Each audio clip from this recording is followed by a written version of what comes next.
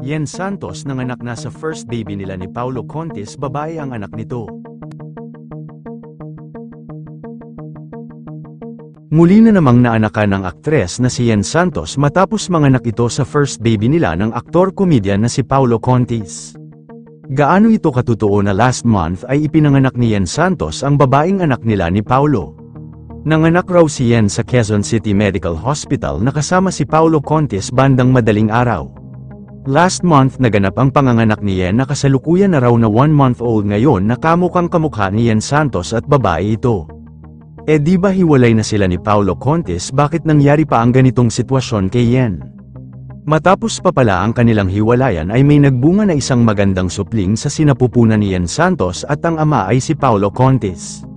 Pinag-isipan ng dalawa kung i-gatekeep nila ang bata at paninindigan ba ni Paulo ang anak nila. Isa lang sa iniisip na dahilan at for sure kaya sila naghiwalay ay wala sa isip ni Paulo Contis na panindigan ng bata, kaya iniwan niya si Yen Santos ng ganun-ganun lang. Red flag na naman ito sa aktor at for sure babatikusin na naman ito sa hindi pagsustento sa anak niya kay Yen Santos. Di ba nangyari na ito kung saan nag-call out si LJ Reyes, ang dating asawa ni Paulo, na walang ibinibigay si Paulo Contis sa mga anak niya kay LJ. So kawawa naman dito si Yen Santos kung hindi siya pinanindigan ni Paulo sa anak nila.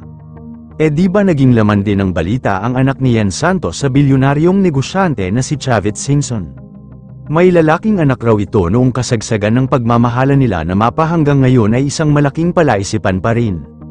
Pero this time ay mukhang hindi na naman sasabihin ni Yen Santos na may anak siya dahil mukhang may kakasira ng kanyang career kung aaminin niya na may anak siya kay Paulo.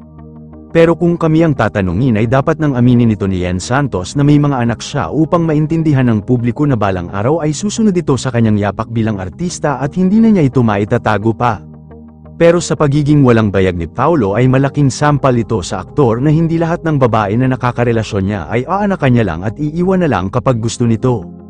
At for sure balang araw ay makakahanap ito ng katapat na papatinuin siya at ipapalupot sa kanya ang buntot sa aktor kapag nangyari yan. Pero kung may balak si Paulo Contis na panindigan si Yen Santos ay mas lalong maganda dahil pinatunayan ng aktor na kayang-kaya niya panindigan ng aktres. Yun lamang po. Ano ang masasabi mo sa balitang ito? Comment mo sa ibaba. Huwag kakalimutan i-like ang video na ito. Maraming salamat po sa panunood.